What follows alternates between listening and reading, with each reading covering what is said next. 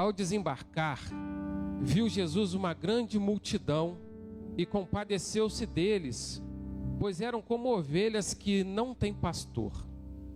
E passou a ensinar-lhes muitas coisas. E, declinando a tarde, vieram os discípulos, a passada hora, despede-os para que, passando pelos campos ao redor e pelas aldeias, comprem para si o que comer. Porém, lhes respondeu: dai-lhes vós mesmos de comer. Disseram-lhe: iremos comprar 200 denários de pão para lhes dar de comer? E ele lhes disse: quantos pães tendes? E de ver.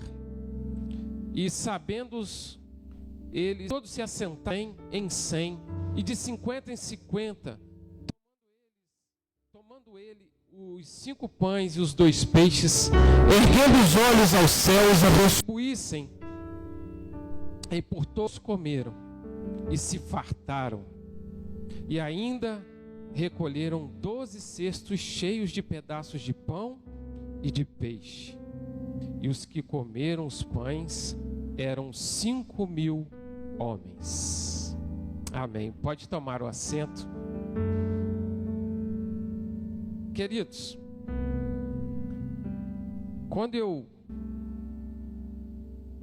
que o crente é perseguido, e eu comecei a observar que muitas pessoas transmitiam esse ensinamento. Então eu comecei a ter uma prática, que era defender a instituição a qual eu estava inserido. E a gente, depois de um tempo caminhando, lendo as Escrituras, é natural que a gente amadureça em alguns aspectos. E eu comecei a perceber que muitas das vezes a frase utilizada que o cristão é perseguido, a maioria das vezes era por falta de maturidade ou irresponsabilidade. E eu comecei a ver que tudo fazia parte de uma semeadura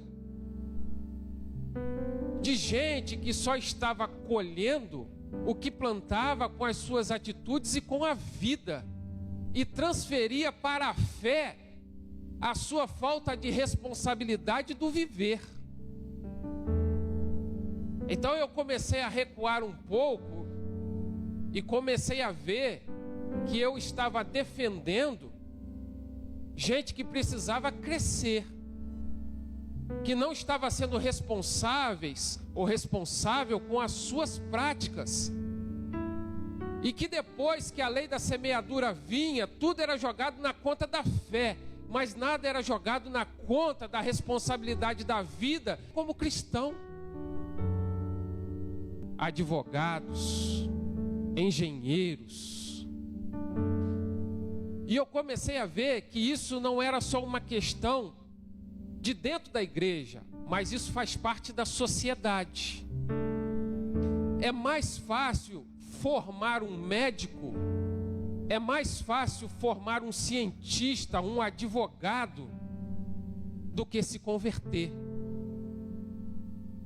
Porque tudo isso é conhecimento, você joga para dentro e aplica no momento oportuno, mas sem precisar de mudança de caráter de vida. Preciso construir um prédio, o que você precisa é saber fazer um cálculo. Preciso defender alguém que está sendo acusado, o que você precisa é conhecer a lei, a Constituição. Eu preciso medicar alguém, o que você precisa é ter conhecimento de medicina para poder diagnosticar o caso e prescrever o medicamento correto para curar a pessoa. Mas isso não precisa de tratamento de caráter, de personalidade, de conduta de vida, é só conhecimento.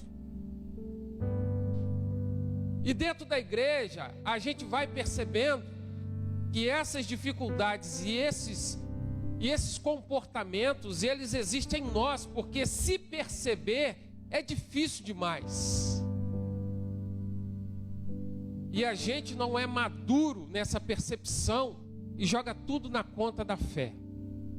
O cristão é perseguido. Eu não estou dizendo que ele ou nós não sejamos, mas a perseguição no nosso país pela fé, essa percepção de quem eu sou, ela é bem diferente do que eu percebo e do que o outro percebe de mim.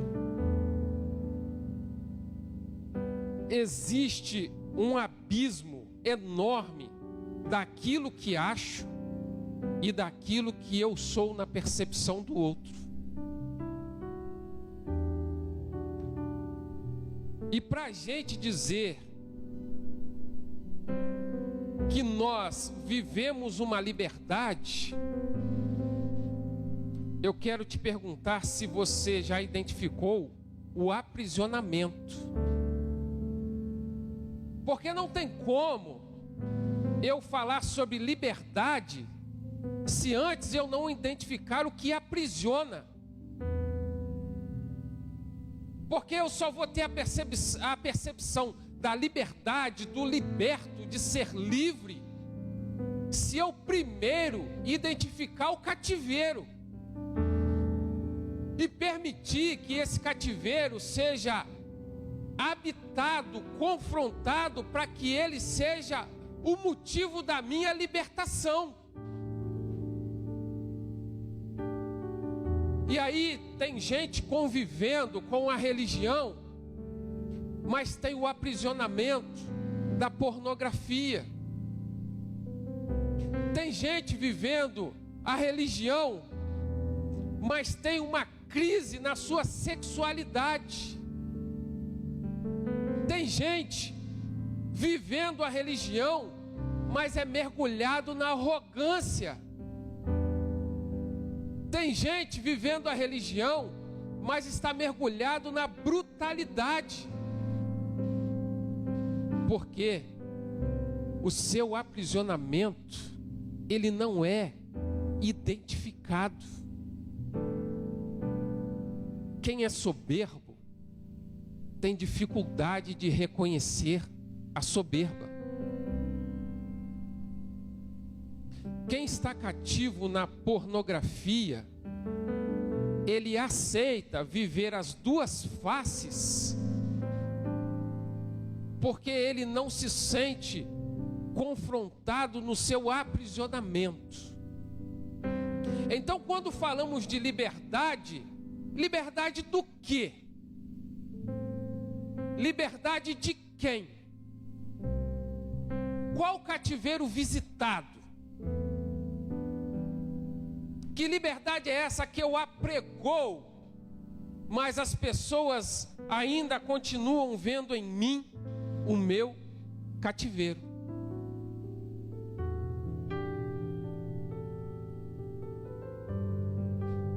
A paisagem,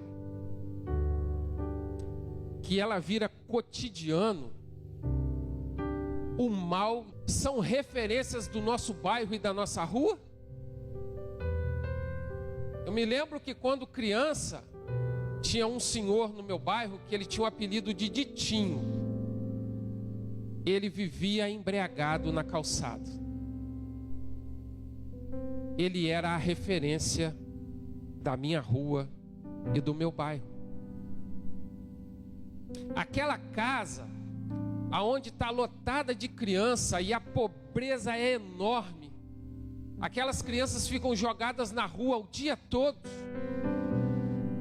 Aquela fotografia, aquela paisagem passa a ser referência do lugar.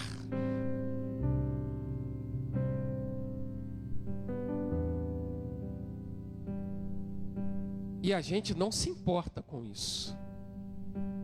O louco do bairro é a referência do bairro. Aonde você mora? No bairro tal. Aonde? Ali perto.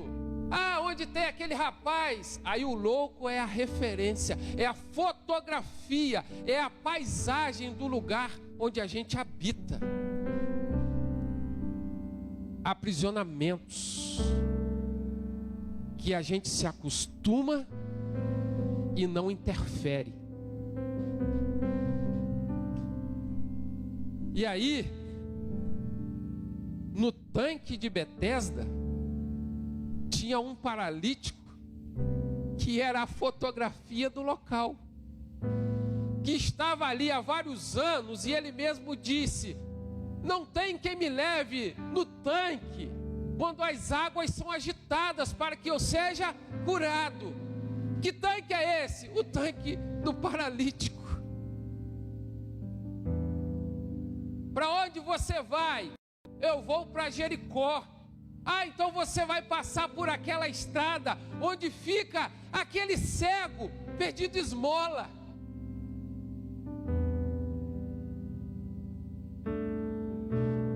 Para onde você vai? Eu vou para Gadara. Ah, sim, lá onde tem aquele endemoniado que vive no sepulcro, que ninguém consegue prendê-lo, e que todas as vezes que tentam aprisioná-lo, ele arrebenta as correntes e foge.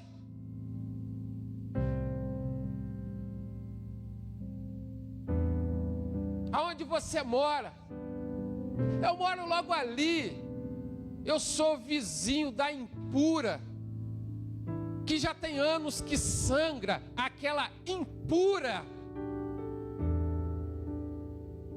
Aquela mulher que está debilitada, que já gastou todo o seu dinheiro tentando se tratar. Sim, eu sou vizinho dela. A fotografia do aprisionamento que vira referência e não incomoda ninguém. Não incomoda uma sociedade sem Deus e nem incomoda uma sociedade com Deus.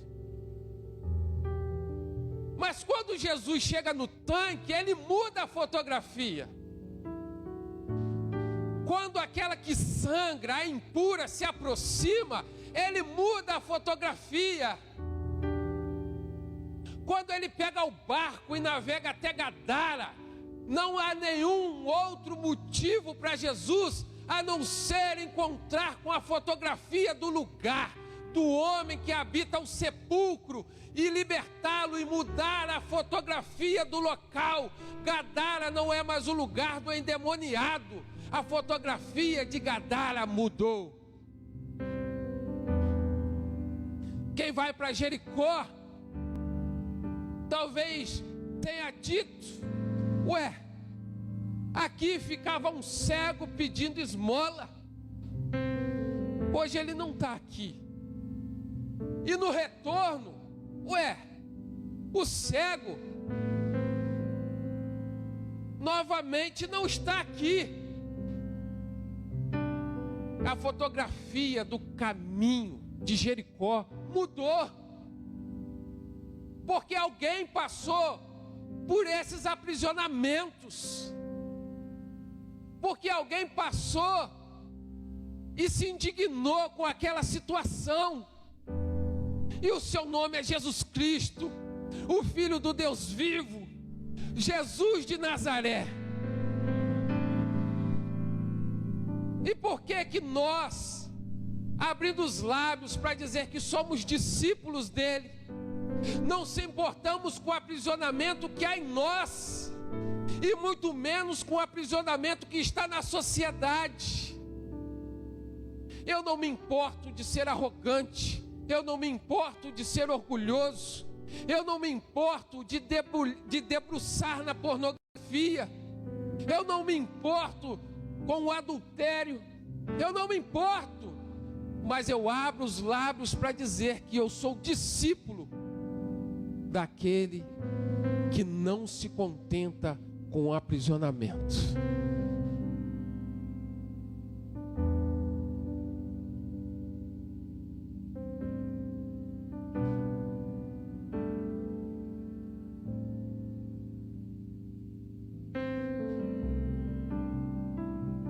E agora vamos trazer um pouquinho para dentro A gente faz parte de uma sociedade cristã que nós não conseguimos nem administrar o pequeno ministério que às vezes a gente participa.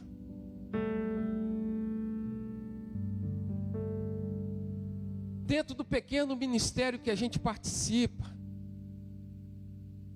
a gente odeia, a gente fala mal, a gente divide, a gente não suporta o outro, a gente não consegue nem conviver como comunidade cristã, em pacificação, em amor, em fruto. Aí a gente encontra pessoas cansadas, tristes, querendo parar, que Jesus não tem nada a ver com isso.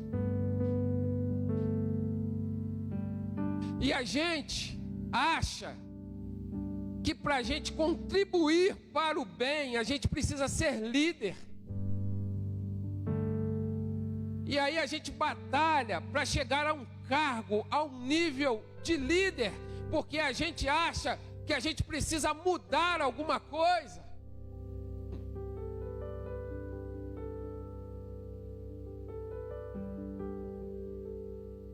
Quem quer contribuir para o bem? Quem quer contribuir para a paz? Não precisa de cargo, não precisa de título, não precisa ser dono de nada. Ele se alegra com o resultado, ele se alegra com o propósito. Ele lança uma ideia e se ela for abraçada, nessa ideia não tem a assinatura dele, porque ele está preocupado com o fruto que há de vir, com o propósito que há de acontecer. Mas quem é que deu essa ideia? Não importa, é para o bem da comunidade, é para a saúde de todos. Propor uma boa ideia não precisa ter cargo de liderança.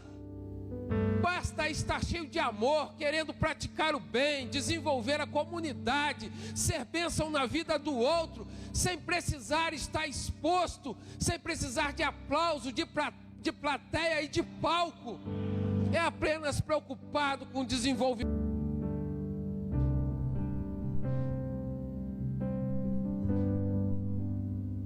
Interessante que o texto que nós lemos, existia uma multidão e que alguém tinha 5 pães e 2 peixes no meio de uma multidão. Você pode ler os 4 evangelhos, você não vai saber quem é essa pessoa. Não tem nome, não tem assinatura.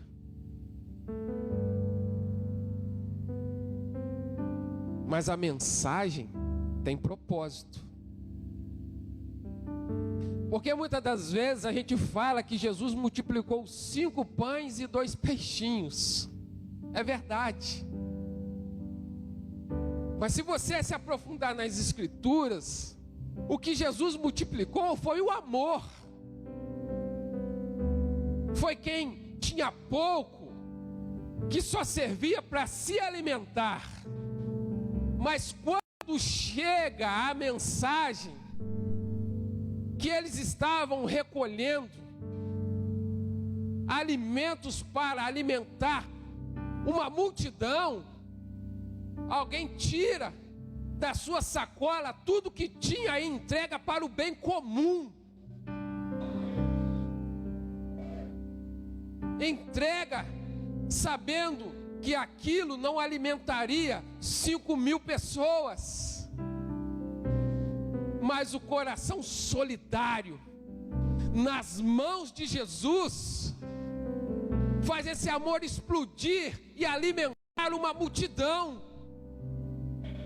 É quem não retém, é quem não tem nome, é quem não aparece no meio da plateia para ser aplaudido, mas entrega o amor para ser multiplicado.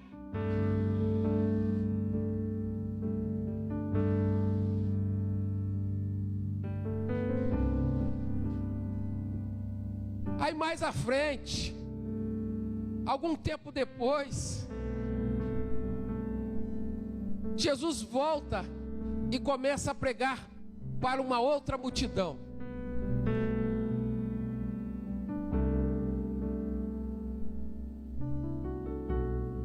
Olha o que Jesus diz para os seus discípulos: esse povo já está comigo me ouvindo há 3 dias. Está lá em Marcos capítulo de número 8. Há 3 dias eles estão comigo me ouvindo. E eles não têm nada para comer. O que vocês têm aí? E eles dizem: nós temos 7 pães. Ele falou: então me dá. E é a segunda multiplicação que Jesus faz, alimentando novamente uma multidão que o ouvia, que o seguia 3 dias sem comer.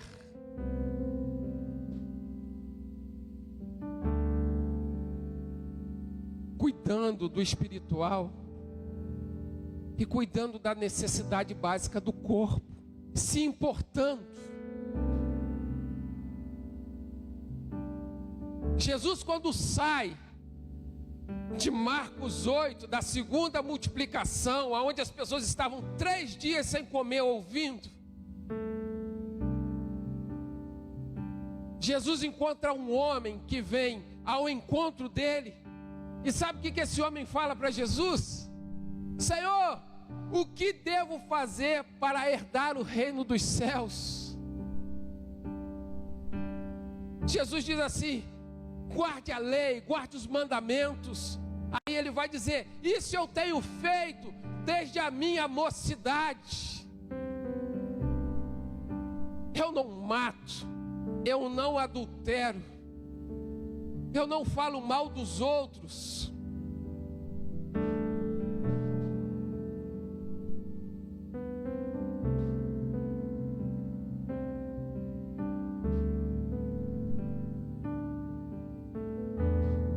Eu honro meu pai, eu honro minha mãe.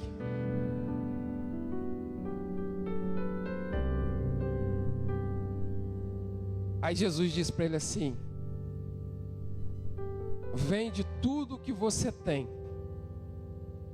dá aos pobres e siga-me.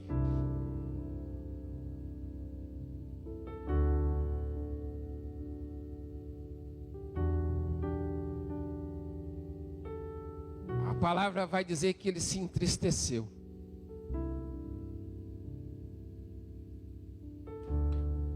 Um Jesus que multiplica para alimentar quem não tinha nada para comer, lá na frente se depara com uma pessoa que acumulava riquezas numa sociedade que passava fome.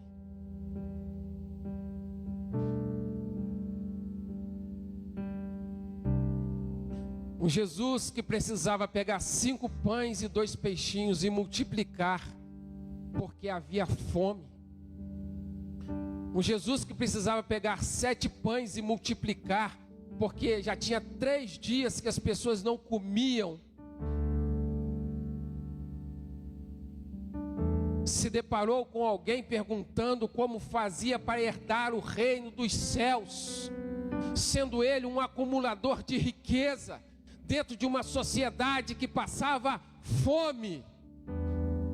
Dá para compreender por que Jesus diz isso para ele agora?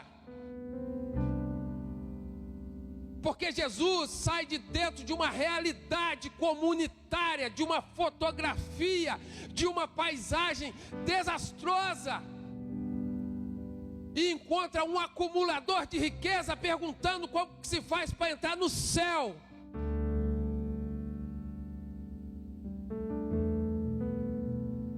Aí, se esse jovem rico tivesse procurado um religioso, ele teria sido aprovado, porque ele mesmo confessou que ele não matava, que ele não adulterava, que ele honrava pai e mãe. Mas só que ele foi buscar a resposta no dono do céu, e pelo dono do céu ele foi reprovado, mas pela religião ele seria aprovado.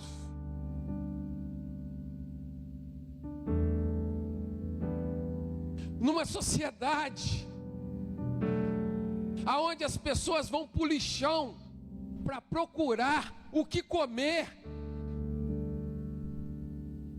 numa sociedade onde as pessoas reviram lixo para pegar reciclável, os líderes religiosos têm jatinho particular, tem carro de luxo, moram em palácios, usam os relógios mais caros do mundo, colocam os ternos mais caros das lojas para subir no púlpito, são aprovados pela religião.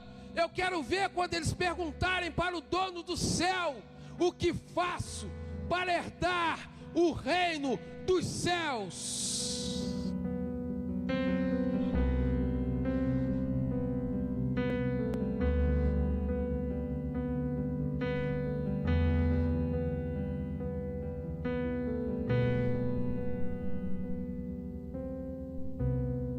A liderança religiosa da minha religião fracassou.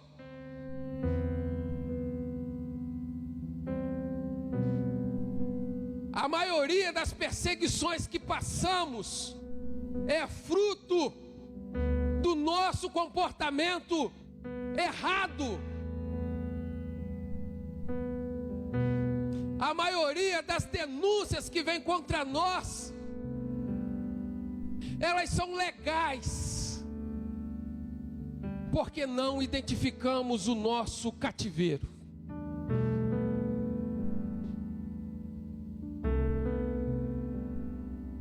Pessoas dentro da igreja destruídas, porque a sua mazela se tornou fofoca,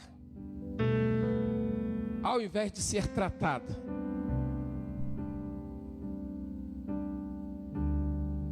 Pessoas que estão dispostas a matar e a morrer por causa de cargos.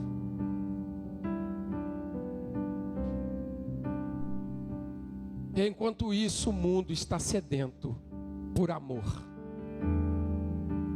Se você estudar um pouquinho a história do mundo, você vai ver que houve um tempo que a religião católica virou um sucesso. Logo mais à frente, a religião islâmica virou um sucesso. Logo depois, a religião protestante virou um sucesso. Hoje, não se espante, mas você vai perceber que há um fluxo enchendo os lugares de feitiçaria.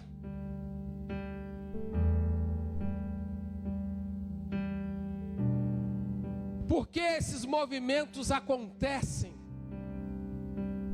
Porque o mundo continua carente pelo amor.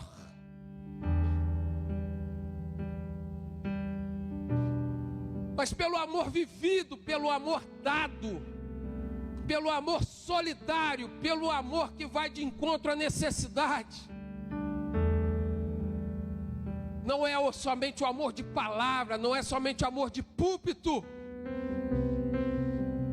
É o amor de quem tem 5 pães e 2 peixinhos e sabe que não pode mudar o mundo, mas quando vem até você a oportunidade, você entrega, você compartilha, você contribui, porque você quer fazer parte do propósito.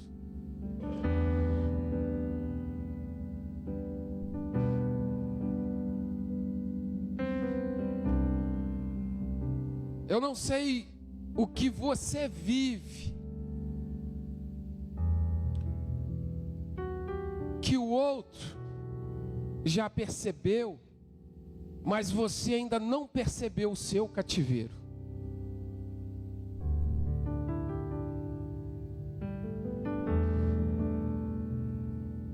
Esse cativeiro que ainda te habita e precisa conhecer a libertação em Cristo. Porque é mais fácil você se tornar um cientista, é mais fácil eu me tornar um cientista do que um convertido. Porque se consultar, se confrontar, se esmurrar, é para quem compreendeu o Evangelho, é para quem compreendeu o cativeiro e clama pela libertação de si mesmo, não sendo mais aquele homem, aquela mulher que aceita a fotografia, a paisagem, porque o jovem rico, tudo na lei era o eu. Eu não adultero, eu honro pai e mãe, eu guardo o sábado, eu não falo mal dos outros, o eu,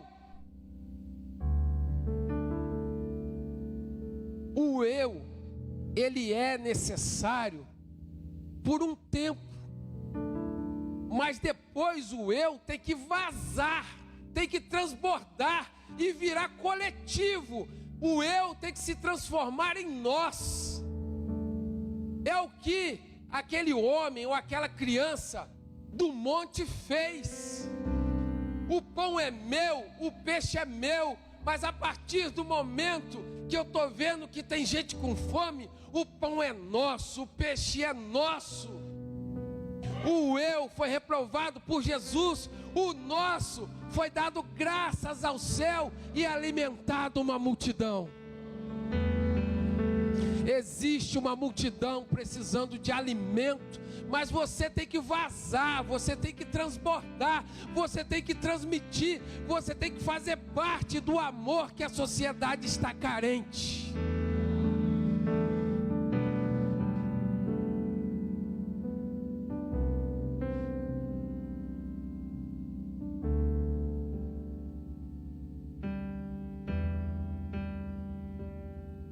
Você pode se colocar de pé?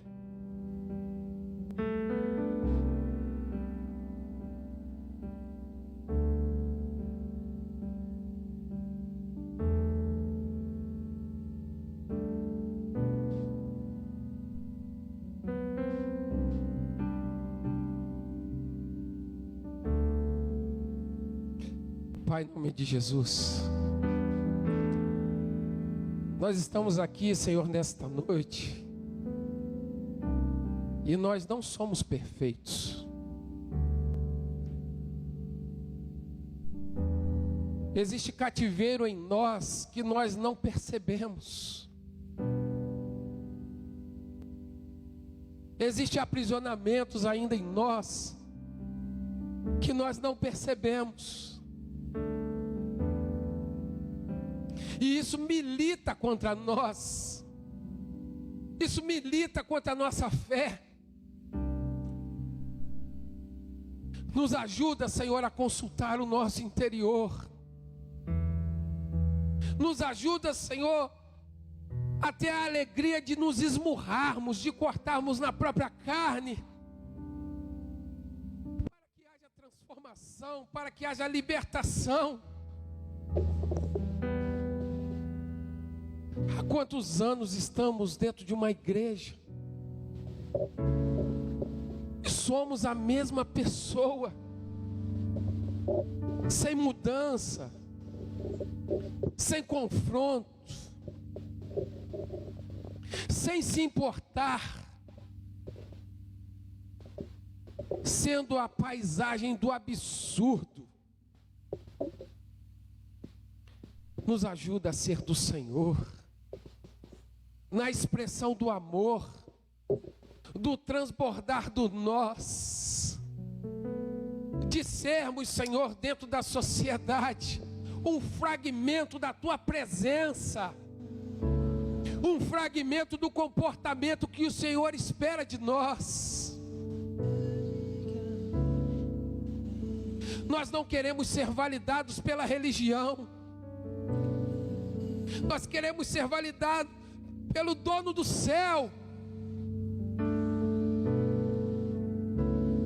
O que o Senhor pensa de nós?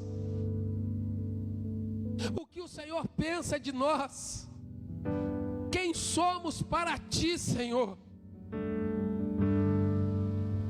Porque a minha religião, Senhor, ela dá palco, ela dá riqueza, ela dá poder. Nos livre, Senhor, de tudo isso. Nós queremos é a Tua presença, nós queremos é o Teu Santo Espírito em nós, nós queremos é ser cheios e solidários no coração de amor. Que a Tua presença não seja só o anunciar de palavras, mas seja viva em atitude. Nos socorre, nos socorre, porque nós estamos doentes. Estamos doentes. A religião, Senhor, que deveria te oferecer para o mundo, fracassou.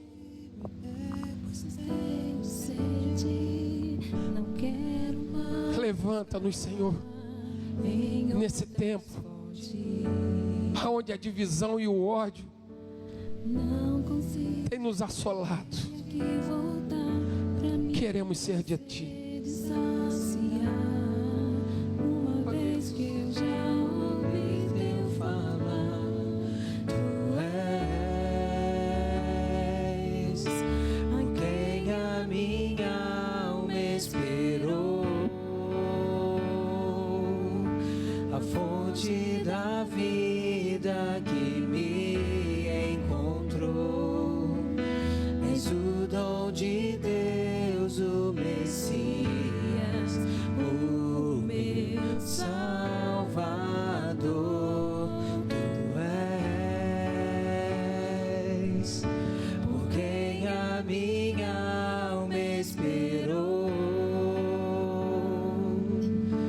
a fonte da vida que me encontrou. És o dom de Deus, o Messias, o meu Salvador.